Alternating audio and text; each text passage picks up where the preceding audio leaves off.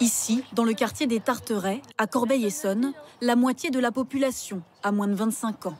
La mort de Naël et les émeutes sont dans toutes les conversations de ces adolescents.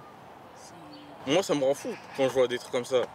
Parce que ça aurait pu être moi, ça aurait pu être mon petit frère, ça aurait pu être mon ami, ça aurait pu être tout le monde dans la voiture. Et quand on voit des trucs comme ça, comment on peut pas se révolter? Dans les rues tout autour, des voitures incendiées, des bâtiments dégradés, ils ont vécu l'escalade de la violence. C'est aller un peu trop loin.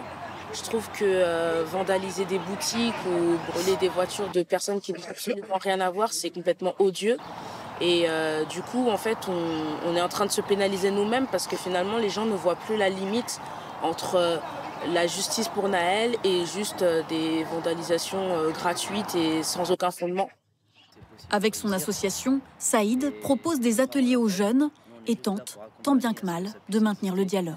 Est-ce que c'est le manque de présence? Est-ce que c'est plus d'éducateurs? Est-ce que c'est plus de moyens aux associations? Est-ce que c'est plus... En fait, il y a tout un tas de choses à reconstruire, peut-être à revoir. Les rapports conflictuels avec la police ne datent pas d'hier. Dans le quartier voisin, les jeunes que nous rencontrons évoquent des confrontations quotidiennes. Il y a des contrôles intensifs, comme des camions, c'est même plus un camion qui vient, c'est 4 camions qui vont venir pour nous. Directement des insultes, provocations, en gros, et après pour que nous on réponde par des insultes, après que ça finit au poste, après, tout simplement. Garde à vue finie, on se mange des contrôles devant les arrêts de bus ou en allant au lycée.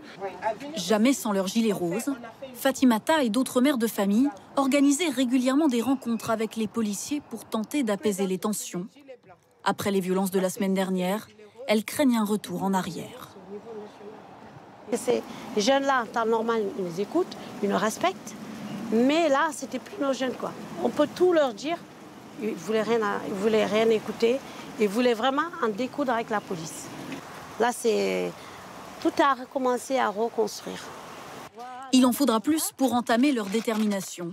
Ce soir encore, c'est autour d'un barbecue sur cette place qu'elles tenteront de rassembler les habitants du quartier.